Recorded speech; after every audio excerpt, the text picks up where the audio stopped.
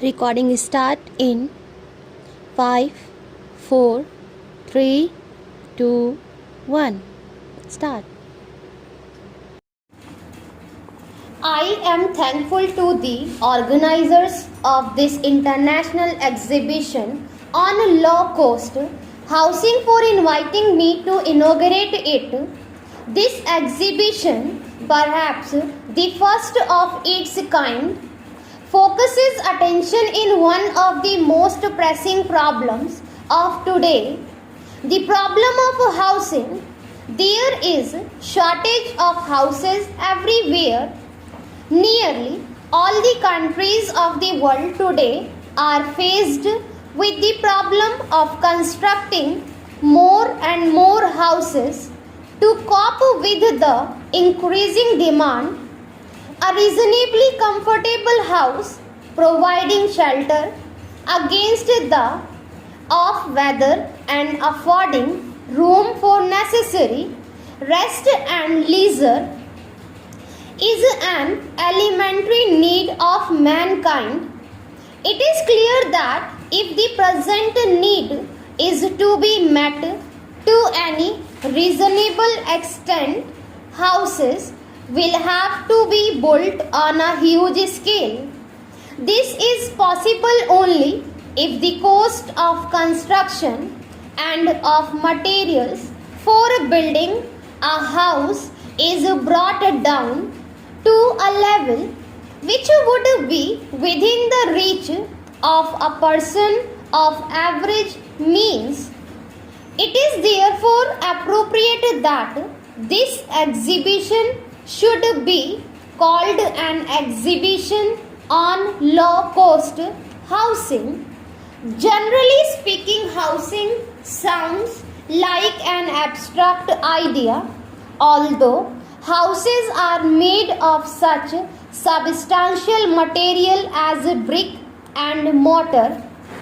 I believe one great contribution of this international exhibition will be to bring the problem of housing into the region of the concrete. The many exhibits displayed here are its unmistakable proof.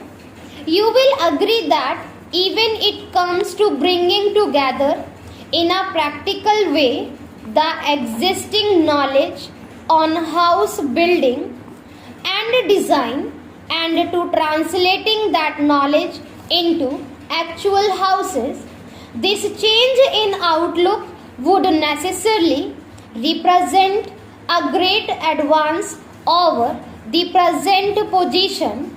This exhibition will provide a forum to professional men to exchange ideas and enable them to see the methods which have already passed the test or are still engaging the attention of planners, engineers and architects to the layman who is in need of a house. This exhibition is bound to provide a goodly choice. To select from this choice will be real in so far as every house exhibited in the exhibition costs less than rupees 5,000. Besides demonstrating the various types of houses built from different materials, this exhibition will also stimulate proper interest in housing, not in the abstract problem of housing as such, which might be an alluring subject of discussion, but in houses themselves, houses promising roofs on top and cozy shelter within. I particularly welcome the broad auspices under which this exhibition has been arranged, as the problem of housing is common to all countries and human beings all over the world need houses to live in. It is only proper that such a venture should take the shape of an international forum for the common good of all.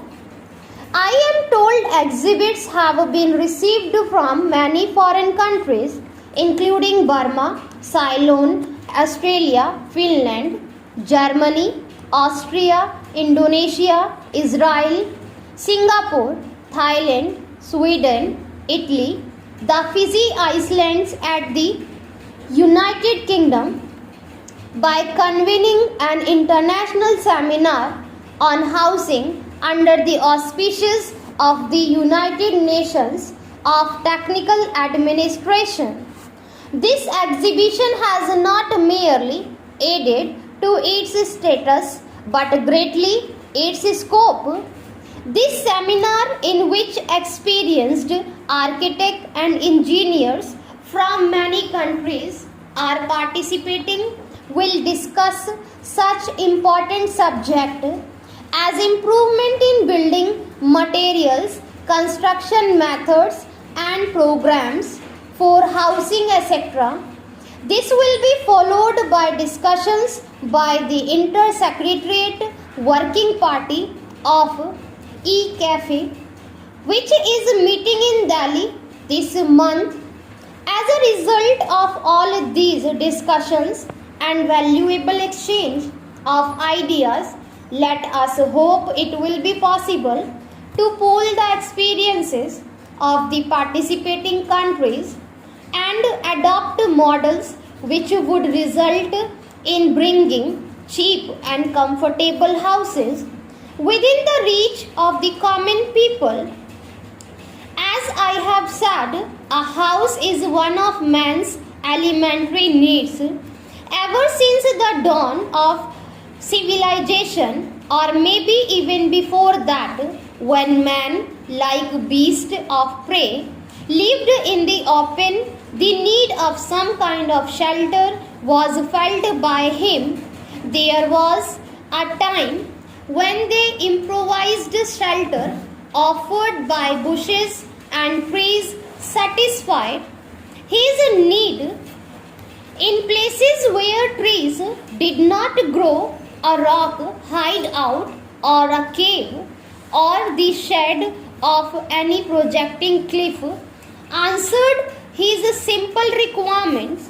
As time passed and man learned to manipulate the twigs and branches of trees, he found leafy huts rendering better service to him.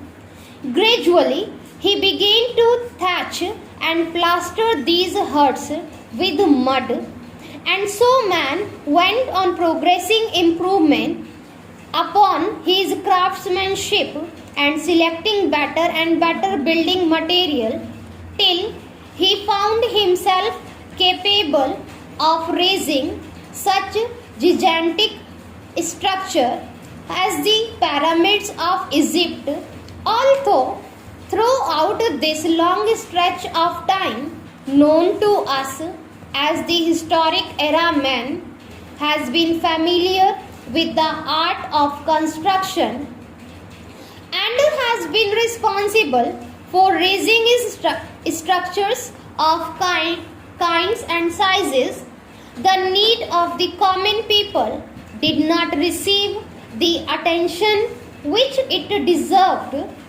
It is at once the duty and the privilege of us all living in this democratic age to think of housing and housing needs.